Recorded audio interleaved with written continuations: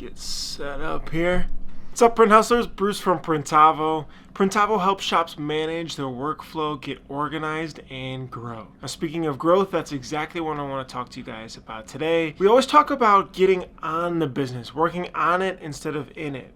But what exactly does that mean? We always mention, and you see it in books, and you read it on the forums, and everything like that, that working on the business is how you can actually grow it and you become a happier business owner and you're not as entangled in the weeds. Yeah, this is kind of true. I mean, there's still always problems, no matter what size you grow to in the business. There's just new and different problems, but it does make it easier to grow the business when you're working more on it. The best way of thinking about this is really going back, and if you go to the gym or you exercise or you're into fitness of some sort, think about how you used fitness to be able to get your goals to the next level, right? If you're going to the gym and you want to bulk up or you want to slim down or however you want to change your body, how do you do this, right? Well, there's multiple components. You have to really eat well and take care of your body with the food that you're bringing in, and you have to exercise. And then the last piece is that you have to do this for a long period of time. Not a month, not 6 months, but years and years to be able to create that consistent positive habit, right? It's kind of like a diet. A diet's not a month type thing, right? Or else you're just going to swing back to the way that you were before. It's a consistent life change of how you work with yourself, how you manage yourself, what you eat, your habits, and all of that. Running the business to get you on top of your shop is the exact same way. It's changing your habits to be on top of the business and doing the right things, the responsible things to grow it and set yourself up for success in the long term. All right, so what exactly does that mean? What are some specifics? Well, first is financial responsibility and setting yourself up for the long haul as well. Absolutely cannot recommend Profit First enough. Make sure you take down that book. There's some really good Facebook groups out there called Profit First for screen printers that you want to be able to join to ask good questions.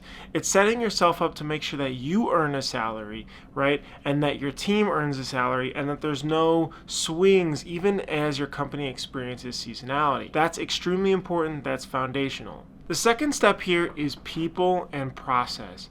You cannot grow your company and be on the business without the right people in the company there too. If you spend $50,000, $100,000, whatever you spend in your equipment, but you won't invest in your people, and by that I mean hiring the right people, the right managers. There's way too many shops without good management in there to take off a lot off your plate. So good managers, then you're not going to be able to have a business that grows long term and creates that true legacy of a company that you're looking to strive for. Now, good people aren't cheap. Okay, you can't skimp on something like this.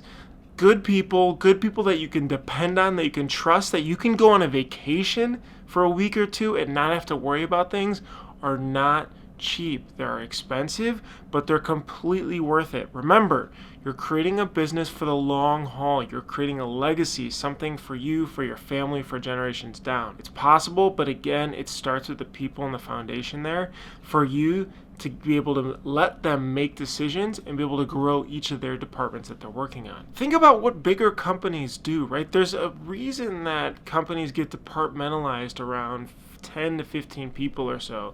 Very, very specific roles, very specific job functions that are described in their job descriptions when they hire people. And that is what they completely focus and drive deeper and deeper on to really execute success. Not only that, but they also set KPIs, right? They set metrics that everybody has to hit on some sort of usually monthly or quarterly basis to be able to constantly improve the business. So it's okay if you're a small shop, if you're a big shop, if you're thinking small, but really start to be able to expand what you can envision for this company that you're working on, right? This is a company.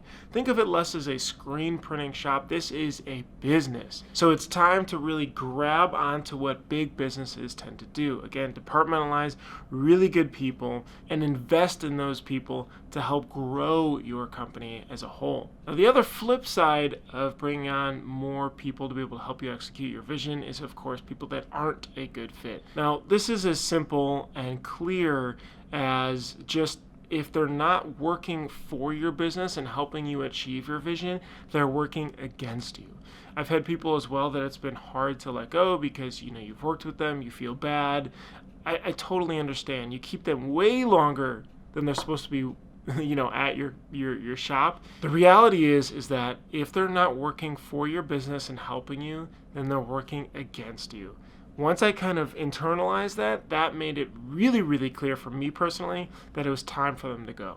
Now, with the right people is going to be able to have the skill of delegation. Delegation is so crucial to be able to leave the business physically, not actually be there all the time, and have the business continue to grow, right?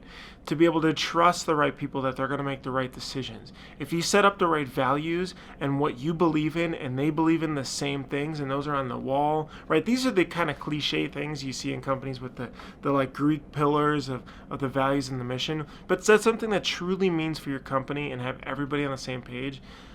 Your people that you delegate to and your managers and the employees below will absolutely make the right decision for you if that is completely baked in. The last thing that I want to leave you with is something that I was chatting with Andy over at Shirkong about, which is a really great point. We talk about being able to leave your shop, which truly proves if you have a good repeatable process in your business. Leaving for a couple days at a time, then maybe a week, then maybe 2 weeks, and allowing things to still continue to move.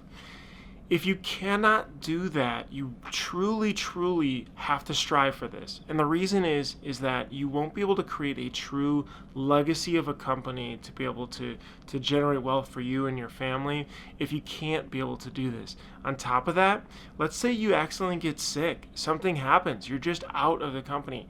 If things start to grind to a halt, that's scary, right?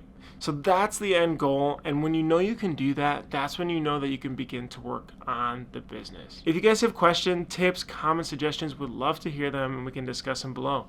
Drop them in the comments.